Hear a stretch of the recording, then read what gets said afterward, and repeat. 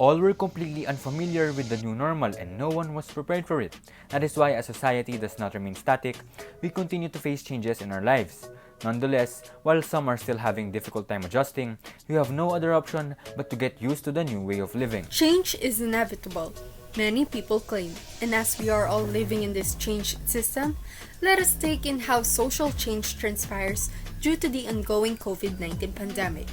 For instance, Tony, who has always loved to interact with people, has altered his way of life.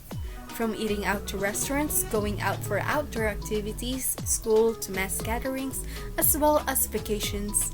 Now, he prefers to stay at home most of the time and interact virtually.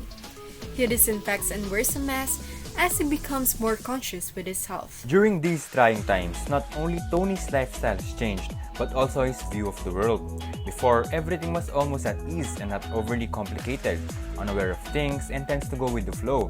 Opportunities are everywhere. However, since the pandemic began, everything has changed. Now, things have become unprecedented and unclear, harder to grasp and comprehend.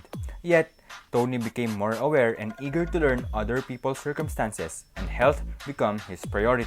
Tony's priorities during the pre-pandemic period were primarily focused on his studies, to graduate and someday get a nice job. His personal relationships such as family gatherings, friends, and other occasions were also his top priority. Yet, the difference now is that he became more aware that what really matters most in these times are prioritizing health as well as earning income. Lastly, one social change that transpires during the pandemic was an individual's relationship with people. Tony, who has become acquainted with today's situation, experienced some change with his relationship towards others. The quality time that he had with his family before was limited. He had no vulnerability towards them. On the other hand, he tends to have more time with his friends, going out more often and more vulnerable. But ever since the pandemic began, he had more time to spend with his family, that he discovered their personalities more deeper. However, his time with his friends became limited with virtual meetings and it caused them to lose connectivity. As we dive deeper into Tony's situation and the current state of things that surround him, a couple of questions come into mind. Can we consider these changes as examples of social change? What are the roles of the government in protecting people like Tony from the harmful effects of this pandemic?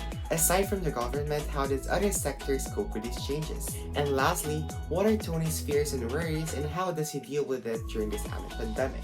Just like Tony, our priorities, relationships, lifestyle, and view of life can change. However, he adjusted and set his efforts on what really matters. Changes in our society can be overwhelming and daunting, but this would also mean that our culture and community continues to adapt and develop for a brighter tomorrow. Thank you so much for listening. Bye!